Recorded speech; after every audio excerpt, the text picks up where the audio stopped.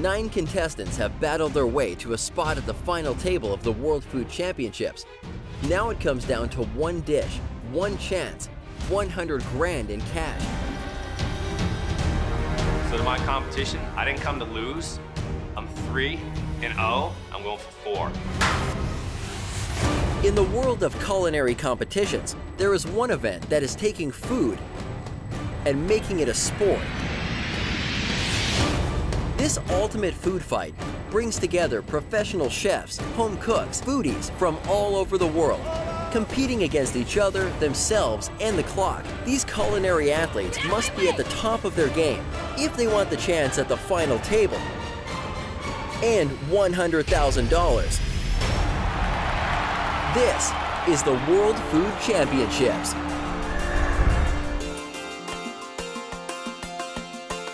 It's the last day of the WFC, and the contestants are entering the arena for the final showdown. A little nervous today, but pretty good. One of the top 9 people in this group of cooks. I mean, it's phenomenal. Everybody else came here to win. I didn't come here to lose. That's the difference. I will be cooking the best hamburger ever. $100,000 hamburger. Welcome to the final table. Every one of you are champions. Every one of you have already won $10,000. Every one of you beat out over 340 other teams in this competition. But only one of you gets to go home with $100,000 today. Who's that going to be? All the contestants did a phenomenal job. This has been a tournament of champions, a true tournament of champions, and I'm just beyond ecstatic right now at this very moment. I want a fair fight, and I want a great World Championship food fight. Good luck, everyone. See you on the final table. Once the countdown on the game clock hits 3 hours, the contestants will need to start. The first turn in at 4 p.m. is burger. Then every 10 minutes after that, it's chili, recipe, barbecue, sandwich, bacon, dessert, seafood, and finally, pasta. 5, 4, 3, 2, 1. Start cooking!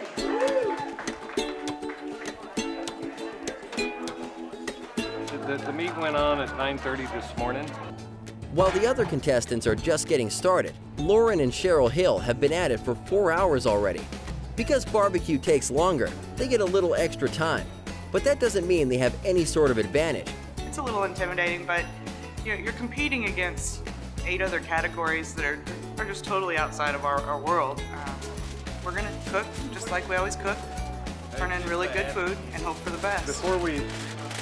12 hours before we cook the meat, we inject it with an injection to add moisture and flavor to it. 24 hours ago, they didn't even have any meat. But the camaraderie of barbecue and the WFC came through to help. We didn't bring any meat with us to cook. I'm not the kind to assume, yeah, we're gonna win it, and let's just take the meat. I bet we had 20 teams come up to us and say, whatever you need, let us know. Scott Smith with Queuing, Stewing, and Brewing. His wife's in the dessert final. He says, Lauren, I got a brisket, if you need a brisket. So we're competing with his wife on the final table, and he's offering meat to us. That's part of barbecue family. All the barbecue guys are family. We love one another, and he would do the same for me if he had one. And that's why we do it. I mean, we've got friends all over the country. There will be 2 to 3 ribs per plate and probably 3-4 burn-ins per plate. I think it's time for barbecue to win this. So we're gonna do our best. If barbecue takes the longest, chili is the next longest. It takes time for the meat, vegetables, and spices to merge into that perfect combination of sweet versus heat. Wayne Shimko is still in disbelief that he and his wife are in the final table, but they want chili to come out on top. When we got here, it was like, holy crow, what the heck do we get ourselves into? We tried to, I don't know what you call, maybe elevate chili rather than just serve it in a bowl and just try to make it a little bit more, I don't know, sophisticated, if you want to call it that. You're grilling pineapple for chili. Tell us about that. Well, the pineapples for a pineapple salsa that we put on top of the chili. So like a little fresh pico de gallo kind of thing? Yeah, kind and of. what does grilling do to the pineapple? It's seems to bring out the sweetness. And have you done this dish before? Yeah, a bunch of times. This is the dish that kind of got us here. If I can finish mid-pack against these guys, I'll be ecstatic. You know, I wish them all the best of luck, and but I hope I win.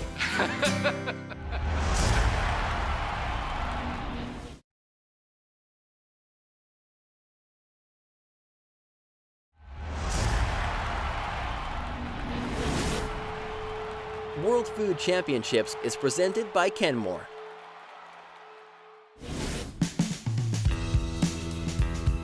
Nine contestants of the World Food Championships have battled their way to this, the final table.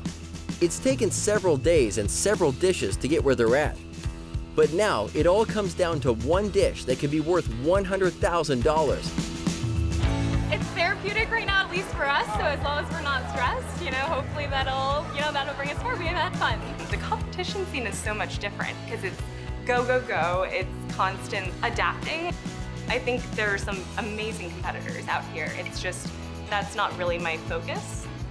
My focus is to be here and do the best I can, so. Clean, you gotta be clean.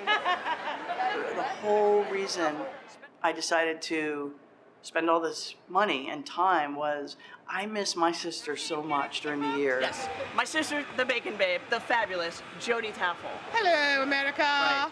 And if something good comes out of it, in addition to my sister and I spending time together, that's just a bonus, because the fact that I'm here is a complete divine miracle.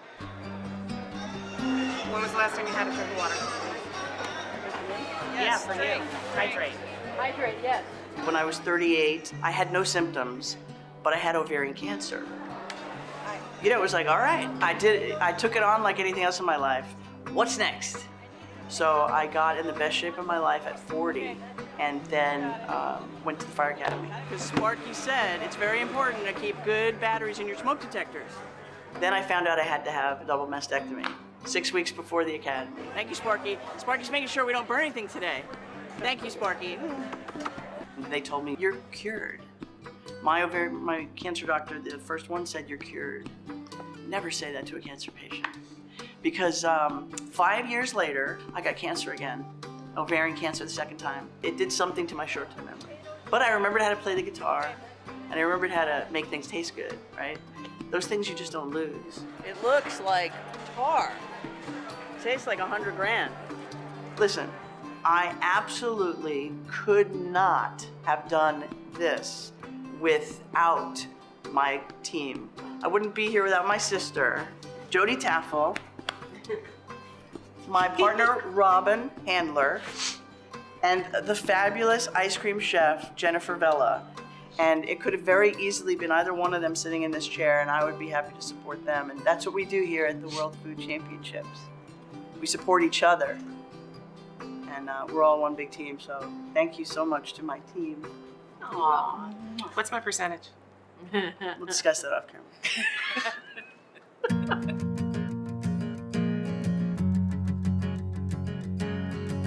Anybody can compete. I am a very simple person who I feel had a pretty good idea. It's a very simple sandwich, peanut butter and jelly with bacon and jalapenos.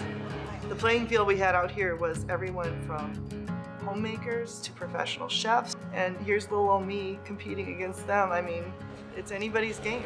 I'm using 2 new jellies that I haven't used before. I'm trying to decide which one.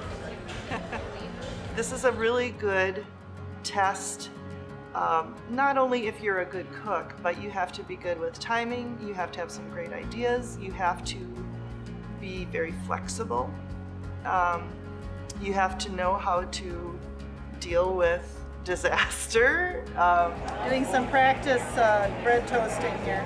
I think we went to about 30 stores trying to find this stuff, which is plentiful in Wisconsin, but around here, very hard to find. I'm a very nervous person, I think, when it comes to this sort of thing, that when the clock's ticking, that sort of gives me the jitters. It's just, you gotta go with it and do your best.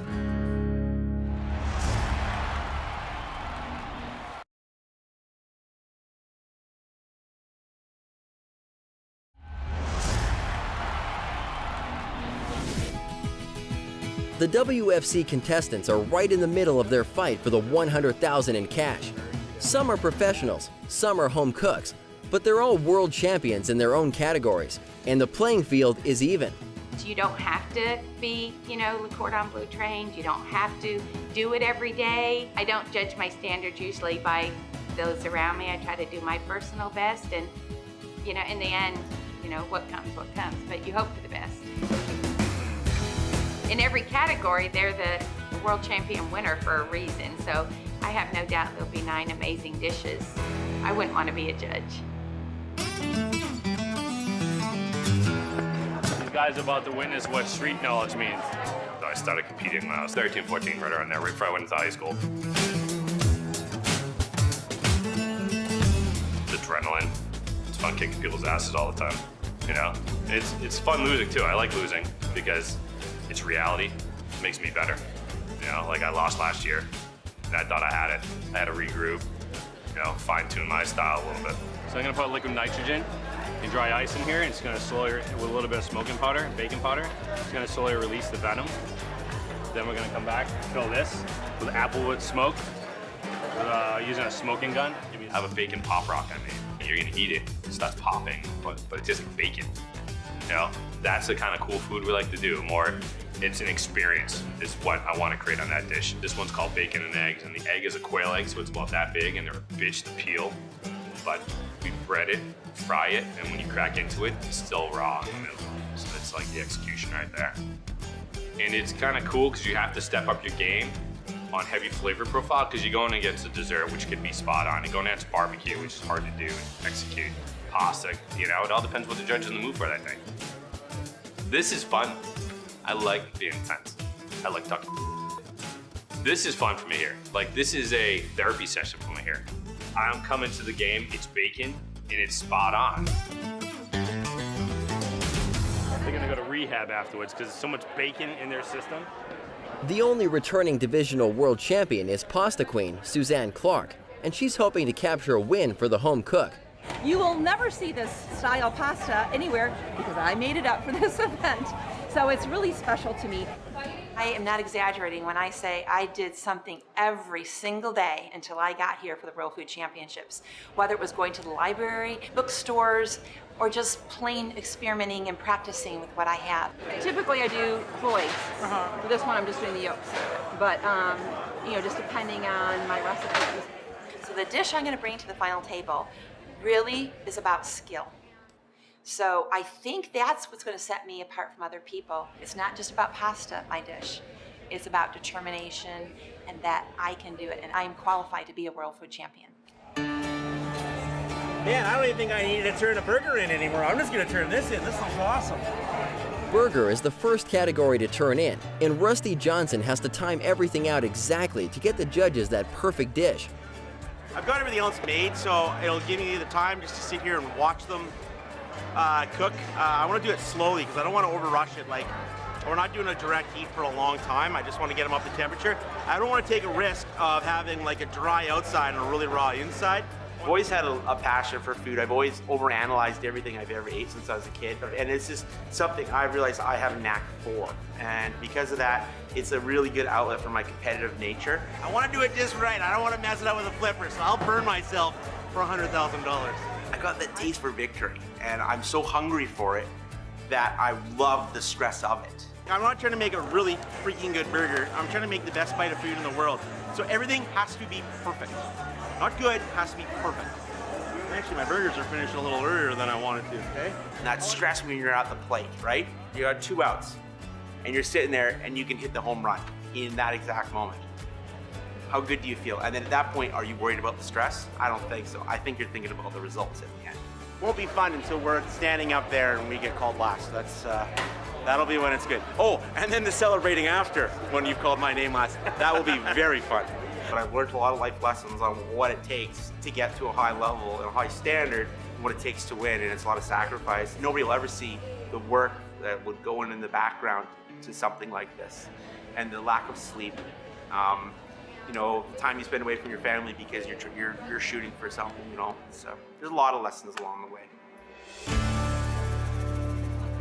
I'm not gonna wrap them up yet. I think I overshot the target temperature a little bit. I mean, I'm looking at the juices actually. I think I'm gonna be okay.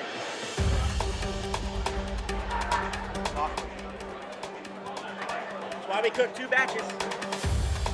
Rusty is on the move toward the finish line, and the other 8 are getting ready to follow. Right now, our big concern is that we're afraid that these glasses are so dainty that the heat is going to crack them. I'm feeling really good. We're pretty much done, bud. You're constantly going back and forth trying to make what they all love more than anything else. Where's the spreader? You think I should use this or the spreader, whatever you want?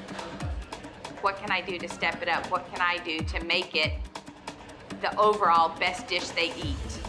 Ready? Ready? Let's go.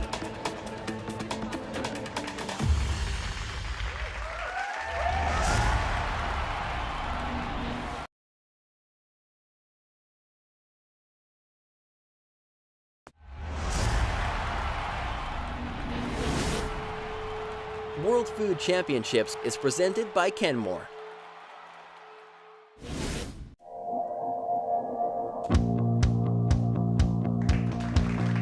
Our first entry is already walking its way here. Rusty Johnson from British Columbia. The turn-ins have started for the final table of the World Food Championships. Rusty Johnson is the first. Then the final 8, one after the other, will join him to face the judges. Emily Ellen, she's a Floridian. Kevin Fonzo. Kevin, get up here. Next, I want to welcome Carrie Karsh back to the stage. Justin Timoneri, Diva Q. Each entry is presented to the judges for appearance. They then take their samples and begin to decide if it was executed as the contestant had intended, and then if it tastes good. For Rusty, the waiting begins, and for the others, the clock is ticking.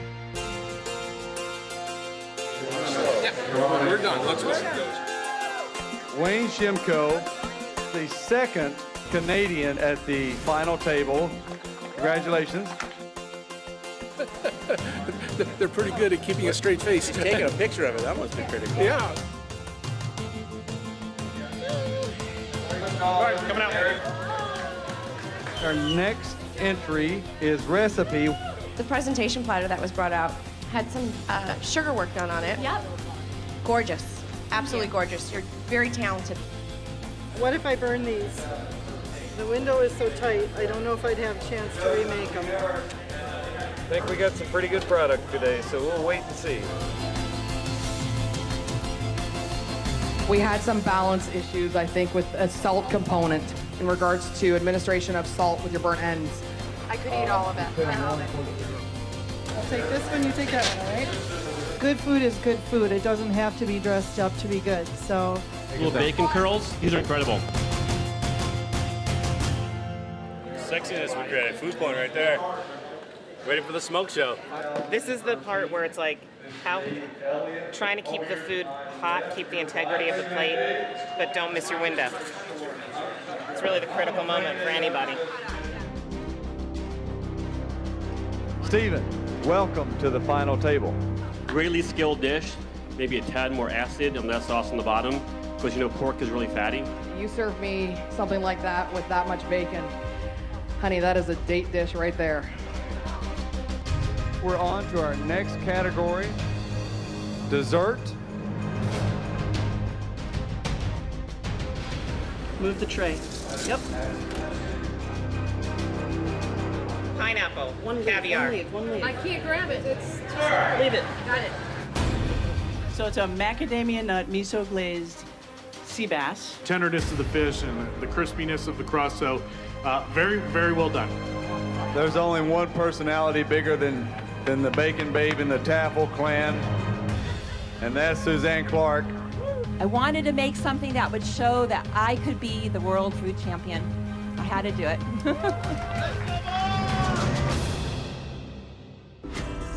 We have some incredible results. In third place in the 2015 World Food Championships,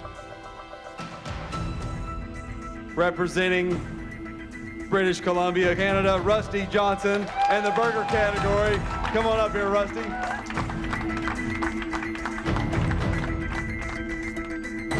in second with a score 12 points higher than Rusty.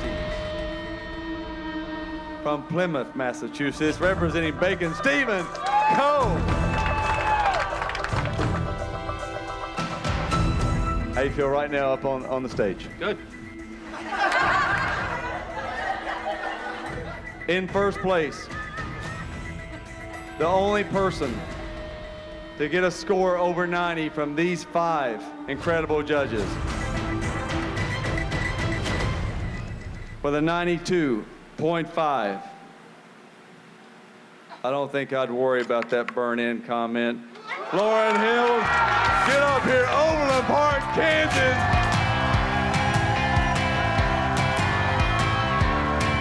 It still hasn't sunk in what's really did just happen, so unbelievable. We wanted to represent barbecue well because they are our family and our friends, so that makes this really, really special. Barbecue finally won it. Oh. From beginning to end, the WFC was a hard-fought battle by all, with ups and downs. But still, everyone was a winner before they got here and when they left.